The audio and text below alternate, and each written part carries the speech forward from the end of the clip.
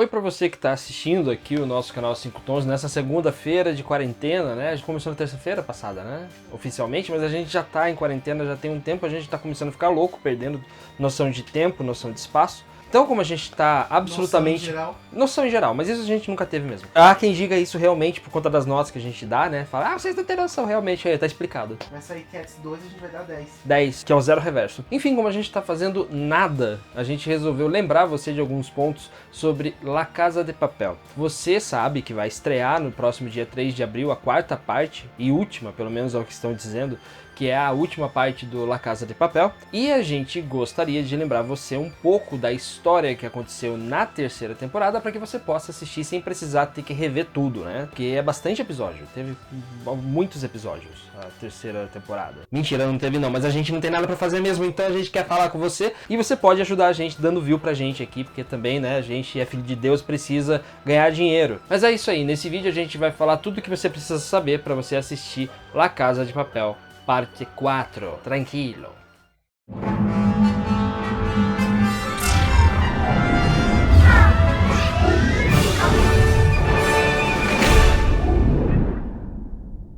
Antes de começar, mais uma vez, passando aí a recomendação da Organização Mundial de Saúde, lave a mão, evite sair de casa, se você não tiver álcool em gel, passa sabão em pó. Sabão em pó?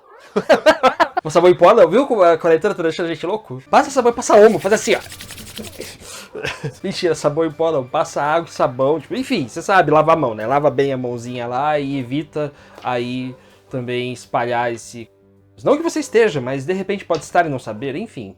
Você sabe do que a gente tá falando. Então, a primeira coisa que você precisa lembrar para você poder assistir La Casa de Papel parte 4 é que a inspetora Murilo mudou de lado. Ela agora está com o professor, ela tem um relacionamento com o professor, assumiu uma nova identidade, agora ela se chama Lisboa, e no final da terceira temporada ela foi presa, né? Então, há aí uma trama que está se desenvolvendo nessa parte 4, justamente em cima da história da prisão da inspetora Murilo, para que a gente possa acompanhar aí como que ela vai lidar com seus ex-companheiros de polícia, né? Porque ela, como foi a inspetora da parte 1 e 2, ela tentou caçar o professor, tentou impedir o assalto ao Banco Central lá da Espanha, mas não conseguiu e no fim das contas ela acabou se juntando a ele, assumiu essa identidade, só que no final da terceira temporada, na primeira oportunidade que ela tinha de ser capturada, o que aconteceu? Ela foi capturada. Ou seja, a inspetora Murilo, que parecia ser muito inteligente, não parece ser tão inteligente assim agora, não é? E ainda dentro do plot da inspetora Murilo, a gente tem também a volta do Angel, né, que foi o cara que foi companheiro dela na primeira e na segunda temporada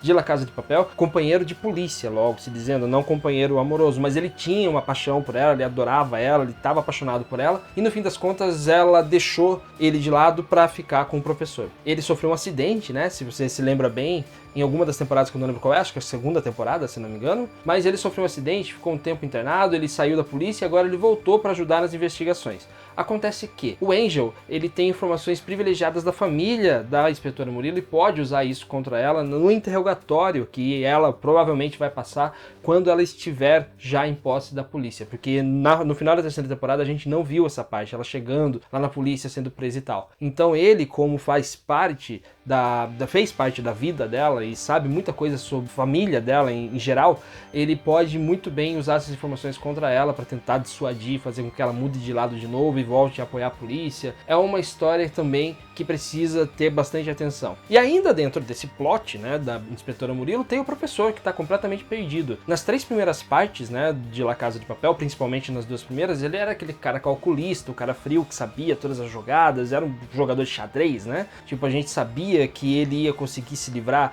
das coisas mesmo que raspando em determinadas situações. Só que, envolvendo agora a história amorosa dele, as coisas mudam de figura. A partir do momento que ele começou a se envolver com a inspetora Murilo e trouxe ela para o grupo de assaltantes, né, que é o grupo dele que faz esses assaltos, ele acabou ganhando ponto fraco. E se você não se lembra, a gente faz o favor de lembrar para você, no final da terceira temporada, ele passa a acreditar que a inspetora foi morta pela polícia, porque ela estava falando com ele no telefone, o policial acha ela, dá um tiro e ele escuta esse tiro. Só que nós aqui, que somos espectadores, sabemos que ela não foi morta, só que o professor não sabe disso, ele acha que ela tá morta. Então isso meio que desestabiliza ele e a partir de então ele passa aí, provavelmente, né, a querer vingança, a querer procurar remendar essa morte dela. Então ele pode se desestabilizar e botar o plano todo a perder. Então, a gente para de falar sobre o professor e a inspetora, a gente vai para o grupo de assaltantes que está lá dentro do Banco da Espanha, tentando roubar toda a reserva de ouro que existe lá. Eles estão na mão do Palermo, né? Se você se lembra bem, o Palermo faz aqui o papel que foi do Berlim nas 2 primeiras temporadas. O Berlim morreu,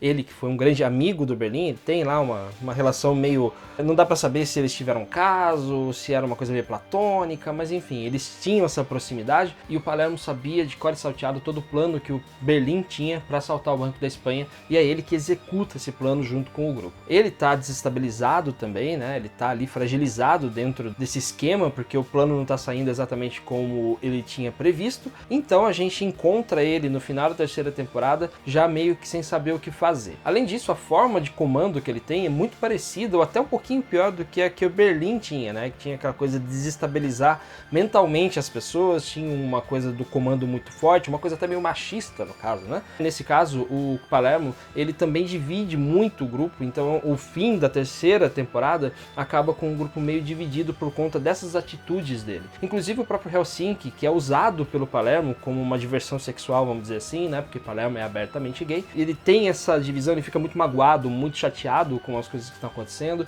e todos os outros que estão em volta também têm seus problemas com o Palermo. A gente fica sem saber se isso vai influenciar no plano deles, se vai influenciar na forma com que o plano é executado, até por conta da forma com que a 3ª temporada terminou para eles, que foi de uma forma violenta, as coisas saindo um pouco do controle, se tornando mais violentas por conta daquela explosão que teve. Tem muitas coisas que podem estar relacionadas a essa parte do Palermo, porque ele que é o cabeça da coisa, ele que é o cabeça desse plano, porque ele que sabe de tudo por conta do Berlim. A gente tem esse problema aí para resolver nessa 4ª temporada. Também tem uma coisa que é legal de lembrar, que é justamente a história do Arturo, né? Para quem não se lembra quem é Arturo, é aquele cara absolutamente chato que foi refém, né? Ele era, acho que, gerente do banco, do Banco Central, que ele foi refém nas 2 primeiras temporadas, e na 3ª ele tinha se tornado uma espécie de coach, uma coisa meio parecida com o coach, dava entrevistas falando sobre a forma com que ele foi sequestrado e não sei o que. Nesse final dessa temporada, dessa 3ª temporada, ele consegue entrar no Banco da Espanha. A partir do momento que ele está lá dentro, ele vai passar a desestabilizar o relacionamento do Denver com a Estocolmo, né? Que a Estocolmo era a ex-secretária dele, que ela tem a síndrome de Estocolmo, caso você não tenha percebido pelo nome, e acabou se apaixonando pelo seu sequestrador, ficou com ele. Ele assumiu o filho que era do Arturo, né, que ela estava grávida na época, e ele acabou assumindo a paternidade da criança. Só que agora a gente tem que entender como que vai funcionar essa história dentro dessa 4ª temporada, porque ele realmente entrou lá dentro e a gente não sabe o que pode acontecer. Eu imagino que seja isso, tipo, ele vai estar lá para desestabilizar essa relação que parecia já estar meio que por um fio ali. Eles não estavam muito bem, já estavam meio estragada aquela relação, e agora com a presença dele ali, que até de certa forma é uma presença meio alívio cômico, né? Porque o Arturo sempre teve essa coisa de ser alívio cômico das cenas em que ele participa. Cômico pela parte de idiota, porque ele é um escroto. E daí também a gente lembra que o assalto em si, esse assalto ao Banco da Espanha, ele é um assalto que tem o respaldo da população. Os mascarados, né, que usam aquela máscara de Salvador Dalí, que são os assaltantes, eles são vistos pelo povo como revolucionários, distribuíram dinheiro, né, jogaram dinheiro pelas ruas lá para poder ganhar a simpatia do público por causa daquela...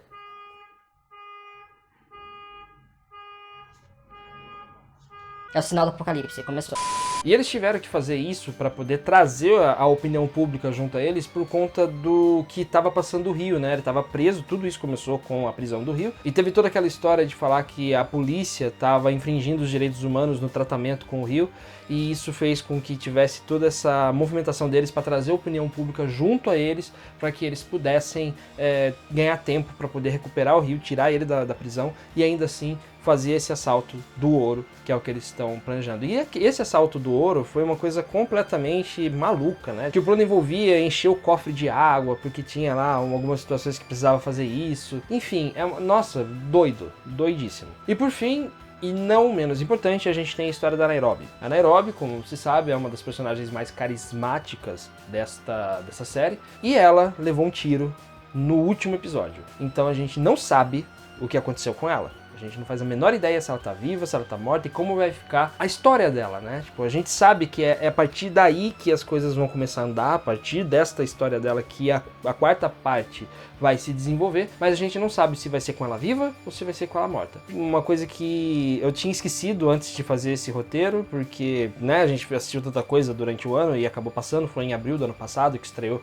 a terceira temporada, e eu já fiquei agoniado só de lembrar, porque agora eu me lembrei que ela realmente levou o tiro e a gente não sabe o que aconteceu. Vamos esperar. Bom, é isso. Esses são os pontos principais que você precisa se lembrar para poder assistir a parte 4. A gente vai fazer, obviamente, uma crítica com spoilers e sem spoilers da La Casa de Papel parte 4, para que você possa assistir numa boa, tranquilo, e saber se a série é boa ou ruim, né? Nesse caso da quarta temporada. Então a gente pede que você aguarde durante a semana e a gente vai fazer o lançamento, a gente vai assistir e a gente vai lançar aí este vídeo com a nossa opinião a respeito de La Casa de Papel. Enquanto isso, você pode ficar de boa esperando acontecer, né? Porque a gente já deu pra você os pontos principais, ou você pode rever a terceira temporada pra você refrescar a sua memória também. Um abraço pra você, a gente se vê aqui no canal 5 Tons, se inscreva no canal, ative o sininho, entre nas redes sociais, lave a mão, não seja porco, e é isso aí. Lucas, tem algum recado pra hoje? Deixa o like. Deixa um like, verdade, deixa o like. Ah, inclusive uma coisa, perguntaram no Instagram por que o Lucas não grava vídeo aparecendo. Por que, Lucas? Eu não gosto. Pronto, tá respondido. Obrigado a você que assistiu por aqui e a gente se vê. É o Velozes e Furiosos lá fora. Vin Diesel chegou. Com a regatinha branca. Sim, com a regatinha branca.